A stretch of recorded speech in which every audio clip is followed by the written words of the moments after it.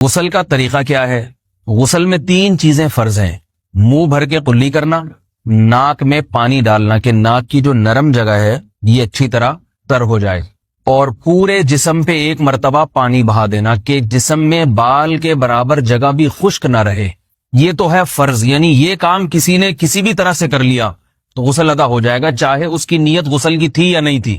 کوئی آدمی چلتا ہوا جا رہا ہے، پھسل کے تالاب میں گر گیا، پورے غوطے کھا کے باہر نکلا، قلی کر لے اور ناک میں پانی ڈال لے تو غسل اس کا ادا ہو جائے گا۔ البتہ چونکہ نیت نہیں تھی لہذا غسل کا ثواب نہیں ملے گا، ثواب نیت کے بغیر نہیں ملتا انسان۔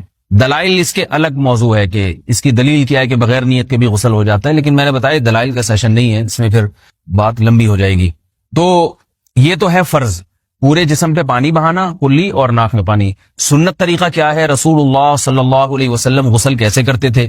سنت طریقہ جس پہ جو اختیار کرنا چاہیے وہ طریقہ یہ ہے کہ جب آپ غسل کے لیے بیٹھیں تو سب سے پہلے وہ جگہ دھوئیں جہاں نجاست اور ناپاکی لگی ہوئی ہے۔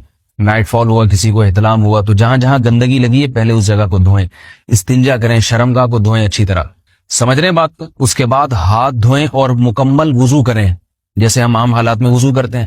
مکمل وضو کرنے کے بعد دائیں کندھے پہ پانی ڈالا، لیفٹ سائڈ پہ پانی ڈالا۔ پہلے زمانے میں تو چلو سے غسل ہوتا تھا، ہاتھ دھو لیے تو اب چلو سے پانی لے کے یہاں ڈالا جا رہا ہے، چلو سے پانی لے کے یہاں ڈالا جا رہا ہے، پورے جسم پہ ملا جا رہا ہے، اور چلو سے پانی لے کے 3 دفعہ سر پہ ڈالا جا رہا ہے۔